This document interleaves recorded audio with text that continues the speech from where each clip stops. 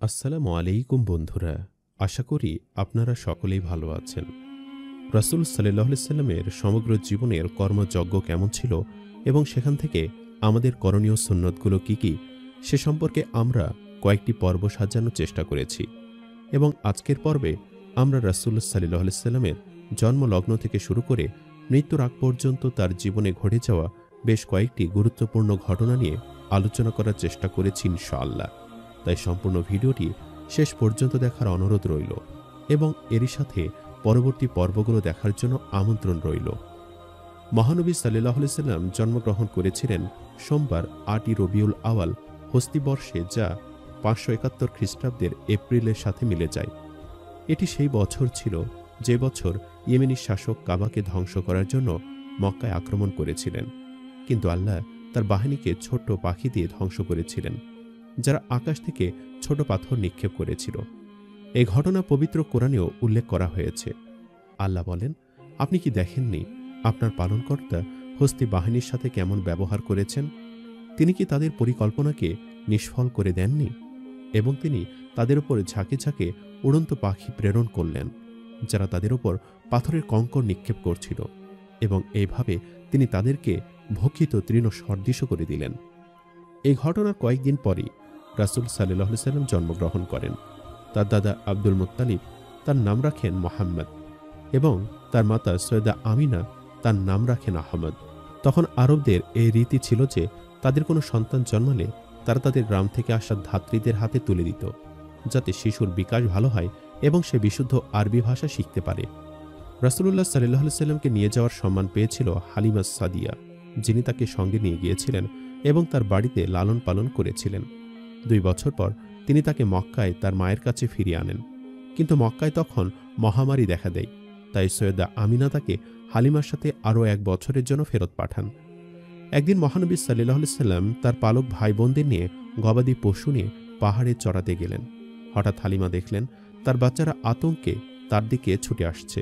তারা তার দিকে ছুটে এসে বলল, মা এসো, তাড়াতাড়ি করো, নতবা আমাদের ভাই মোহাম্মদ মারা যাবে। এ কথা শুনে হালিমা দ্রুত ব্যাপক চিন্তিত হয়ে তাদের সাথে চলে গেলেন এবং তারা সেখানে পৌঁছে দেখলেন যে রাসূলুল্লাহ সাল্লাল্লাহু আলাইহি সাল্লাম সেখানে ফ্যাকাশে চেহারা নিয়ে দাঁড়িয়ে আছেন। হালিমা বলেন, আমি তাকে জিজ্ঞেস করলাম, কি হয়েছে? তিনি বলেন, সাদা পোশাক পরা 2 ব্যক্তি আমার কাছে এলো। তারা আমাকে চেপে ধরে আমার বুক কেটে ভেতরে কিছু খুঁজতে থাকে। অবশেষে তারা যা খুঁজছিল তা খুঁজে পেল এবং তারা তা ফেলে দিল। আমি জানি না এটা কি ছিল। তার প্রাণনাশের ভয় হালিমা তাকে মক্কায় ফিরিয়ে এনে তার মায়ের কাছে হস্তান্তর করেন। পবিত্র কোরআনেও এই ঘটনার উল্লেখ আছে। মহান আল্লাহ বলেন, আমি কি আপনার বক্ষকে আপনার জন্য উন্মুক্ত করে দেইনি? আর আমরা লাঘব করেছি আপনার বোঝা যা ছিল আপনার জন্য অতিশয় দুঃসহ। সৈয়দা আমিনা তার দাসী উম্মে আইমানের সাথে মদিনায় গমন করেন। তার ভ্রমণের কারণ ছিল তার স্বামীর কবর জিয়ারত করা এবং তার ছেলেকে তার মাতৃ আত্মীয়দের সাথে পরিচয় করিয়ে দেওয়া। যখন তিনি মক্কায় ফিরছিলেন তখন তিনি অসুস্থ হয়ে পড়েন এবং মক্কা ও মদিনার মধ্যবর্তী আবওয়া নামক স্থানে ইন্তেকাল করেন। উম্মে আইমান রাসূলুল্লাহ সাল্লাল্লাহু আলাইহি সাল্লামকে মক্কায় ফিরিয়ে আনেন এবং তাকে তার দাদা আব্দুল মুত্তালিবের কাছে হস্তান্তর করেন, যিনি পরে তাকে লালন পালন করেন। রাসূলুল্লাহ সাল্লাল্লাহু আলাইহি সাল্লামের দাদা দ্বারা 2 বছর লালিত পালিত হয়েছিলেন এবং তিনি যখন মারা যান, যখন তার বয়স ছিল মাত্র 8 বছর। আব্দুল মুত্তালিব তার নাতিকে গভীরভাবে ভালোবাসতেন এবং যখনই তিনি তার কাছে বসতেন এবং আব্দুল মুত্তালিবের ছেলেরা নবীজিকে দূরে রাখার চেষ্টা করতেন, তখন তিনি বলতেন, আমার ছেলেকে ছেড়ে দাও, আমি আল্লাহর শপথ করে বলছি তার মহিমা বিরল। আব্দুল মুত্তালিব যখনই খেতেন তখন তিনি নবীজিকে ডাকতেন এবং বলতেন, আমার ছেলেকে নিয়ে আসো। নবীজি যখন আসতেন তখন তাকে তার কাছে বসাতেন এবং তার সাথে খেতে দিতেন।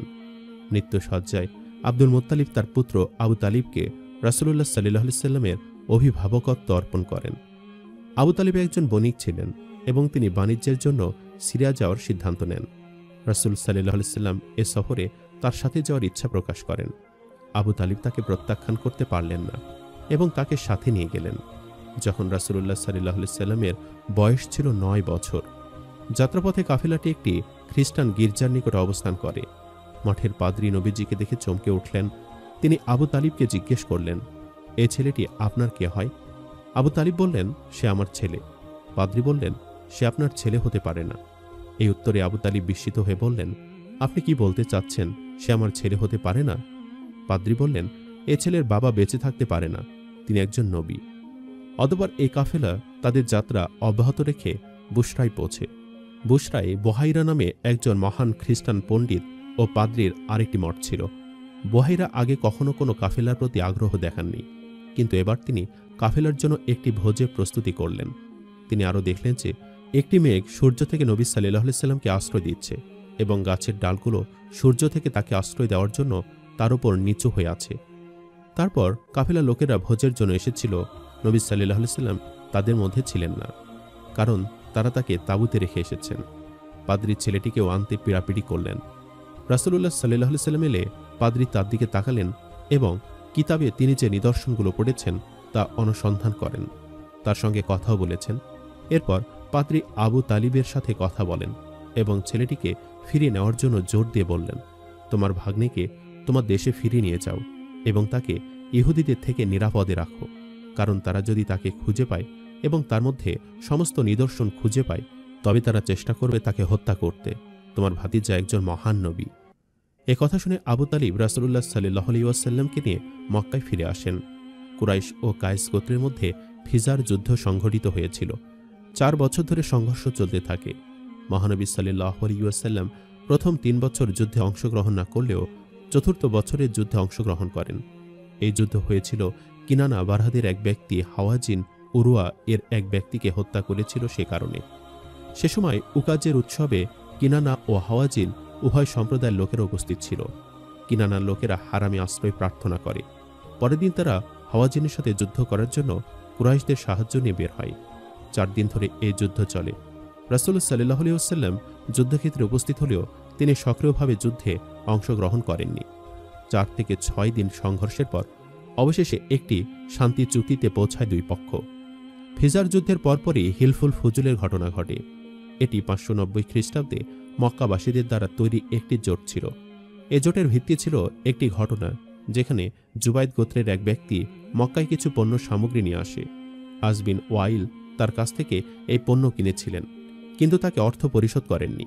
জুবাইদা তার অর্থ পরিশোধের দাবি করেছিল, কিন্তু আস বিন ওয়াইল তাকে পরিশোধ করেনি। এখন জুবাইদি লোকটি কুরাইশের অন্যান্য গোত্রের কাছে তার আবেদন পেশ করে, কিন্তু তারা সবাই তাকে সাহায্য করতে অস্বীকার করে এবং এমনকি তারা তাকে ধমক দেয় এবং হুমকি দেয়। জুবাইদিরা যখন এই অবস্থা দেখতে পেল, তিনি সকালে আবু কাইস পাহাড়ে আরোহণ করলেন এবং কয়েকটি আয়াত পাঠ করলেন, যার অর্থ হল, হে ফাহারের সন্তানেরা, এমন একজন অত্যাচারিতকে সাহায্য করুন যে তার বাড়ি থেকে অনেক দূরে এবং তার সমস্ত জিনিসপত্র মক্কায় রয়েছে। জুবাইদির এই কান্না নবীজির চাচা জুবাইর বিন আব্দুল মুত্তালিব শুনেছিলেন, যা তার উপর ব্যাপক প্রভাব ফেলেছিল। তিনি আব্দুল্লাহ বিন জাদানকে সাথে নিয়ে এই লোকটিকে সাহায্য করার জন্য উঠে দাঁড়ালেন। হাসিম, জাহারা ও আসাদ গোত্রের কিছু লোকও তাদের সাথে যোগ দেয় এবং তারা আব্দুল্লাহ ইবনে জাদআনের গৃহে সমবেত হয় এবং তারপর তারা সবাই আল্লাহর নামে শপথ নেয়। শপথের বাণী ছিল, আমরা সর্বদা অত্যাচারিতকে সাহায্য করব এবং তাকে তার অধিকার দেব। এই জোটের নাম ছিল হিলফুল ফুজুল এবং এই শপথ গ্রহণকারীদের মধ্যে রাসূলুল্লাহ সাল্লাল্লাহু আলাইহি ওয়াসাল্লামও ছিলেন। মহানবী সাল্লাল্লাহু আলাইহি ওয়াসাল্লাম সর্বদা এই জোটের প্রশংসা করতেন এবং তিনি বলতেন, এই শপথের সময় আমি উপস্থিত ছিলাম। এটি আব্দুল্লাহ বিন জাদানের বাড়িতে সংঘটিত হয়েছিল। কেউ যদি আমাকে এই জোট থেকে সরে আসতে বলে এবং তার জায়গায় উট নিতে বলে, আমি কখনোই রাজি হব না। এই শপথ নিয়ে কেউ যদি আমাকে ডাকে, আমি বলবো, আমি তোমার সেবায় নিয়োজিত। মক্কায় সে সময় একজন বিখ্যাত মহিলা ছিলেন, তার নাম ছিল খাদিজা। তিনি ছিলেন মক্কার সবচেয়ে সম্ভ্রান্ত মহিলা। তার উচ্চ নৈতিকতা ও গঠনমূলক চরিত্রের কারণে মানুষ তাকে তাহিরা উপাধিতে সম্বোধন করত। তিনি অত্যন্ত ধনী এবং একজন দক্ষ ব্যবসায়ী ছিলেন। তখন তার ব্যবসা বাণিজ্য জমজমাট ছিল। তিনি তার ব্যবসা চালাতে সাহায্য করার জন্য দালালির ভিত্তিতে সক্ষম, মহৎ এবং পরিশ্রমী পুরুষদের সাথে লেনদেন করতেন। তিনি 2 বার বিয়ে করেছিলেন, কিন্তু তার স্বামী মারা গিয়েছিলেন এবং তিনি ছিলেন একজন 40 বছর বয়সী বিধবা। একবার সৈয়দা খাদিজার সাথে তার ব্যবসার ব্যাপারে রাসূলুল্লাহ সাল্লাল্লাহু আলাইহি ওয়াসাল্লামের সাক্ষাৎ হয়। তিনি যখন নবী সাল্লাল্লাহু আলাইহি ওয়াসাল্লামের চরিত্র ও সততা সম্পর্কে জানতে পারলেন, তখন তিনি তাকে তার পণ্য দ্রব্য সিরিয়ায় নিয়ে যাওয়ার জন্য বেছে নেন। তার সততা এবং অন্তর্দৃষ্টির কারণে বাণিজ্য কাফেলা একটি অপ্রত্যাশিত লাভ করেছিল। যাত্রা থেকে ফিরে আসার পর রাসূলুল্লাহ সাল্লাল্লাহু আলাইহি ওয়াসাল্লাম সিরার সমস্ত লোভ ও লেনদেনের বিবরণ হস্তান্তর করেন। সৈয়দা খাদিজা এত বড় লাভের আশা করেননি এবং এর আগে কেউ তার সাথে এত সততার সাথে আচরণ করেননি। তিনি তাকে পূর্বে নির্ধারিত পরিমাণে দ্বিগুণ লাভের প্রস্তাব দেন। তিনি তার চরিত্র এবং সততা দ্বারা ব্যাপকভাবে প্রভাবিত হয়েছিলেন। তিনি তার ব্যক্তিত্ব সম্পর্কে আগে শুনেছিলেন। এখন তার সাথে ব্যক্তিগতভাবে লেনদেন করার পর তার সম্পর্কে সব জনশ্রুতি নিশ্চিত হয়েছেন। অনেক ধনী ও সম্ভ্রান্ত ব্যক্তি ছিলেন যারা সৈয়দা খাদিজাকে বিয়ে করতে চেয়েছিলেন, কিন্তু তিনি নবী সাল্লাল্লাহু আলাইহি ওয়াসাল্লামের দিকে আগ্রহদীপ্ত হয়েছিলেন। তিনি রাসূলুল্লাহ সাল্লাল্লাহু আলাইহি ওয়াসাল্লামের কাছে বিয়ের প্রস্তাব পাঠান এবং তিনি তা গ্রহণ করেন। আবু তালিবের বাড়িতে বিয়ের অনুষ্ঠান হয় এবং তিনি বিয়ের খুতবা দেন। যতদিন তিনি বেঁচে ছিলেন রাসূল সাল্লাল্লাহু আলাইহি ওয়াসাল্লাম অন্য কোনো মহিলাকে বিয়ে করেননি। তারা 25 বছর ধরে একসাথে বসবাস করেছিল। এটি একটি সুখী বিবাহ ছিল। রাসূলুল্লাহ সাল্লাল্লাহু আলাইহি ওয়াসাল্লামের বয়স যখন 35 বছর, তখন মক্কা নগরীকে এক মহাপ্লাবন ধ্বংস করে দেয়। কুরাইশরা কাবায় বন্যা রোধ করার জন্য একটি বাঁধ নির্মাণ করেছিল, কিন্তু বন্যা বাঁধ ভেঙে দেয় এবং পানি কাবাতে প্রবেশ করে এবং এটি প্রাচীর নির্মাণের মারাত্মক ক্ষতি করে। কুরাইশরা কাবা পুনর্নির্মাণের সিদ্ধান্ত নেয় এবং প্রতিটি গোত্র পাথরের মতো নির্মাণ সামগ্রী সংগ্রহ করে। অনুদানও সংগ্রহ করা হয়। তারা নিশ্চিত করেছিল যে শুধুমাত্র হালাল এবং বৈধ উপার্জন কাবা ভবনের জন্য অনুদানে দেওয়া হবে। তার ভবনটি ততক্ষণ পর্যন্ত ভাঙতে থাকল যতক্ষণ পর্যন্ত না শুধুমাত্র হযরত ইব্রাহিম আলাইহিস সালাম যে ভিত্তি স্থাপন করেছিলেন তা বাকি ছিল। ভবন নির্মাণের জন্য কুরাইশদের কাঠের প্রয়োজন ছিল। কাকতালীয়ভাবে জেদ্দার কাছে একটি জাহাজ বিধ্বস্ত হয়। যখন কুরাইশরা ধ্বংসাবশেষের কথা জানতে পেরেছিল, তারা বন্দরে গিয়ে জাহাজের সমস্ত কাঠ কিনে নিয়েছিল। নির্মাণ শুরু হয় এবং যখন কালো পাথর স্থাপনের সময় আসে, তখন এটি একটি বিবাদও সৃষ্টি করে, কারণ প্রত্যেকেরই পাথরটি স্থাপনের ইচ্ছা ছিল। এই বিবাদও আমাদের নবী সাল্লাল্লাহু আলাইহি ওয়াসাল্লাম দ্বারা সমাধান করা হয়েছিল, যিনি একটি কাপড়ের উপর পাথরটি রেখেছিলেন এবং তারপর সমস্ত গোত্রের প্রধানদেরকে কাপড়টি ধরে পাথরের জায়গায় নিয়ে যেতে বলেছিলেন এবং তারপর নবীজি সেটি সেখানে রেখেছিলেন। এইভাবে এই দ্বন্দ্বটি শান্তিপূর্ণভাবে সমাধান করা হয়েছিল এবং সমস্ত পক্ষ সন্তুষ্ট হয়েছিল। রাসূলুল্লাহ সাল্লাল্লাহু আলাইহি ওয়াসাল্লাম যখন 40 বছর বয়সে উপনীত হন, তখন তিনি এমন স্বপ্ন দেখতে শুরু করেন যা পরবর্তীতে সত্য হয়ে যেত এবং তখন তিনি নিজেকে একাকী করার প্রতি ইচ্ছুক হন। তাই তিনি হেরা গুহায় গিয়েছিলেন এবং সেখানে কয়েকদিন, কখনো কখনো পুরো মাস থাকতেন। এই সময় তিনি মহাবিশ্বের সৃষ্টি সম্পর্কে চিন্তা করতেন। রমজানের এক রাতে রাসূলুল্লাহ সাল্লাল্লাহু আলাইহি ওয়াসাল্লাম গভীর চিন্তায় মগ্ন ছিলেন। হঠাৎ একজন ফেরেশতা তার সামনে উপস্থিত হয়ে বললেন, পাঠ করুন। রাসূলুল্লাহ সাল্লাল্লাহু আলাইহি ওয়াসাল্লাম একাধিকবার বলেছেন যে তিনি পড়তে পারেন না এবং যতবার তিনি এটি বলতেন ততবারই ফেরেশতা তাকে এত জোরে চাপ দিতেন যে তিনি মনে করতেন যেন তিনি মারা যাবেন। তৃতীয়বার ফেরেশতা আয়াতগুলি পড়লেন, পাঠ করুন আপনার প্রভুর নামে, যিনি সবকিছু সৃষ্টি করেছেন। তিনি মানুষকে সৃষ্টি করেছেন জমাট রক্ত থেকে।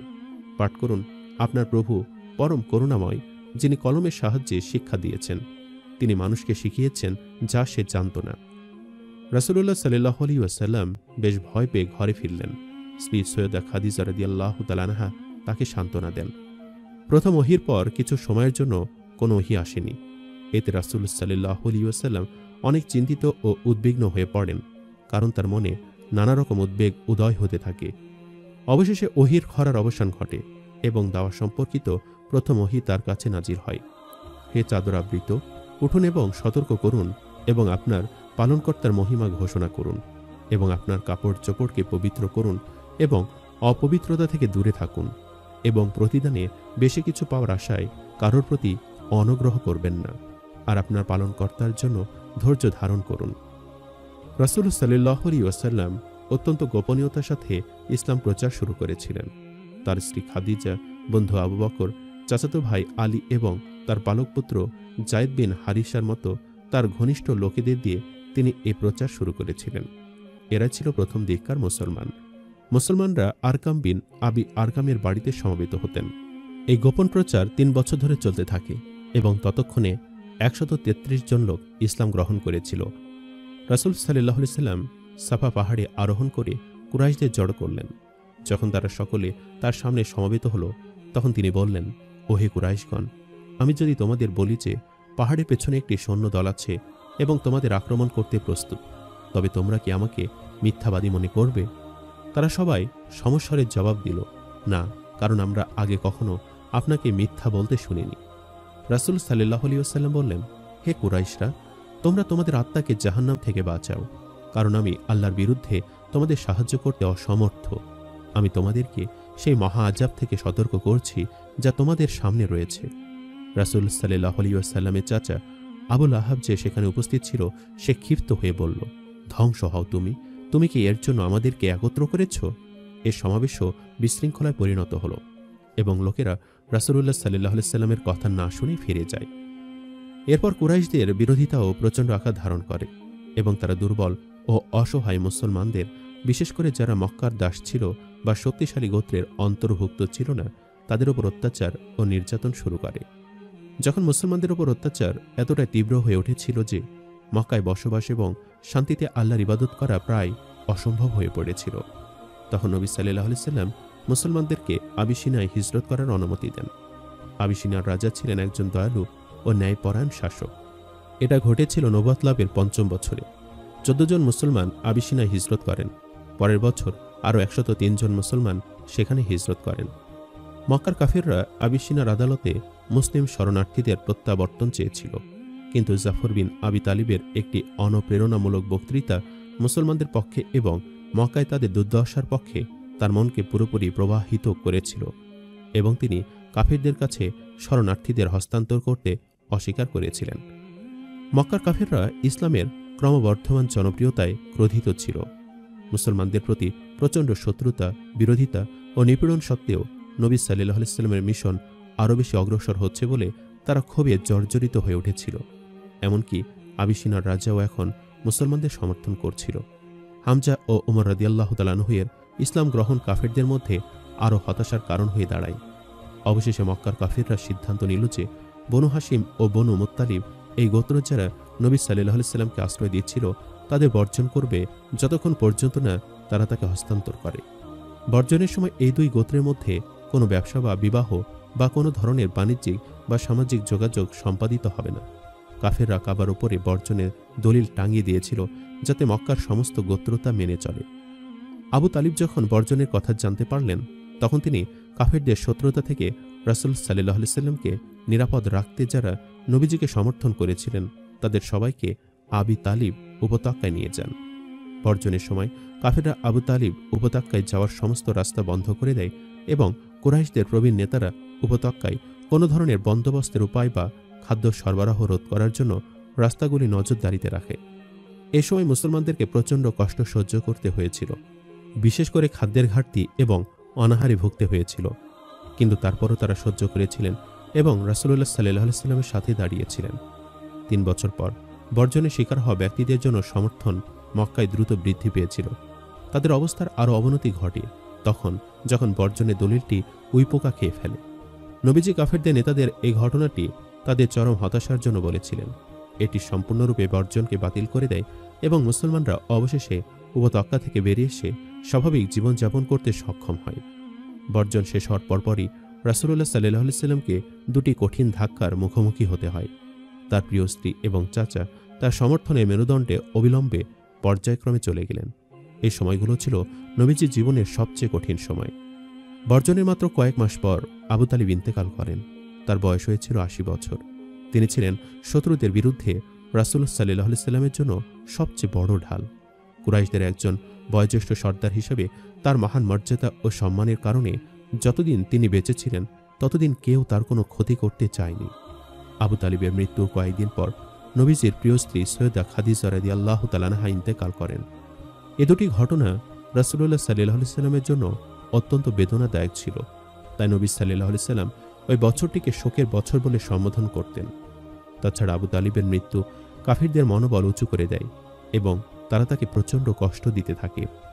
নবুয়ত লাভের ১০ম বছরে একই দুঃখের দিনগুলোতে আল্লাহ রাসূল একবার তায়েফে গিয়ে ইসলাম প্রচারের সিদ্ধান্ত নেন। তিনি ভেবেছিলেন সেখানকার অধিবাসীরা হয়তো ইসলাম গ্রহণ করতে ইচ্ছুক। রাসূলুল্লাহ সাল্লাল্লাহু আলাইহি ওয়াসাল্লাম যায়েদ বিন হারিথাকে নিয়ে তায়েফের দিকে রওনা হলেন। তায়েফে তিনি বনু সাকিবের 3 জন সর্দারের সাথে দেখা করেছিলেন, যারা ছিল ঘনিষ্ঠ ভাই, কিন্তু কোনো ফল পাওয়া যায়নি। এই 3 জন শুধু আল্লাহর রাসূলকে ঠাট্টা বিদ্রূপ ও মিথ্যাবাদী বলেননি, বরং তায়েফের জঘন্য ছেলেদেরকেও তার পেছনে লাগিয়ে দিয়েছিল, যারা আল্লাহর নবীকে গালি দিয়েছিল ও পাথর ছুঁড়েছিল। আল্লাহ নবী গুরুতর আহত হন এবং তার জুতা রক্তে ভরে যায়। মহানবী সাল্লাল্লাহু আলাইহি ওয়াসাল্লাম শহরের বাহিরে একটি প্রাচীর ঘেরা বাগানে আশ্রয় নিতে বাধ্য হন। নবুয়ত লাভের 11 বছরে প্রথম বায়াত অনুষ্ঠিত হয়। মদিনার খাজরাজ গোত্রের 6 জন লোক হজ করতে আসা আল্লাহ রাসূলের সাথে উকবা নামক স্থানে সাক্ষাৎ করেন। আল্লাহ রাসূল তাদেরকে ইসলামের মূলনীতির সাথে পরিচয় করিয়ে দেন এবং কিছু কোরআনের আয়াতও পাঠ করেন।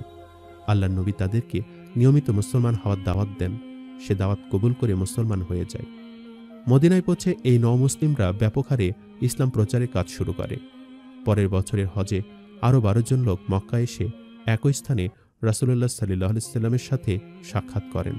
তারা ইসলাম গ্রহণ করে এবং প্রতিজ্ঞা করে যে তারা মূর্তি পূজা করবে না এবং সকল অন ইসলামিক প্রথা পরিহার করবে। তৃতীয় বায়াত অনুষ্ঠিত হয়েছিল 622 খ্রিস্টাব্দের জুন বা জুলাই মাসে, নবুয়ত লাভের 13 বছরের সাথে মিল রেখে। এবার সাক্ষাৎকারী সংখ্যা ছিল 70 জন। তারা সবাই ইসলাম গ্রহণ করে আল্লাহর নবীকে সমর্থন করার অঙ্গীকার করেন। তিনি আল্লাহর নবীকে মদিনা সফরের আমন্ত্রণ জানান। ততদিনে মদিনায় ইসলাম দ্রুত ছড়িয়ে পড়তে শুরু করে। নবুয়ত লাভের 13 বছর রজব মাসের 27 তারিখে একটি অসাধারণ ঘটনা ঘটে, যা ইসলামের ইতিহাসে অত্যন্ত গুরুত্বপূর্ণ। এটি রাতের অন্ধকারে বেহেশতে যাত্রার ঘটনা, যা কোরআনে উল্লেখ করা হয়েছে। মহিমান্বিত তিনি, যিনি তার বান্দাকে রাত্রিবেলায় আল মসজিদ আল হারাম থেকে আল মসজিদ আল আকসা পর্যন্ত ভ্রমণ করিয়েছিলেন, যার চারপাশে আমরা বরকতময় করেছি, যাতে আমি তাকে আমাদের কিছু নিদর্শন দেখিয়ে দেই। এই যাত্রা দুটি অংশ ছিল। প্রথমে মক্কার মসজিদ আল হারাম থেকে রাতে ফিলিস্তিনের আল কুদসের মসজিদ আল আকসা এবং তারপর সেখান থেকে বেহেশতে। এক রাতে জিবরাইল আল্লাহর নবীকে কাবা থেকে বাইতুল মাকদিসের মসজিদুল আকসায় নিয়ে যান। পাখাওয়ালা ঘোড়া বারাকের ওপর এই যাত্রা হয়।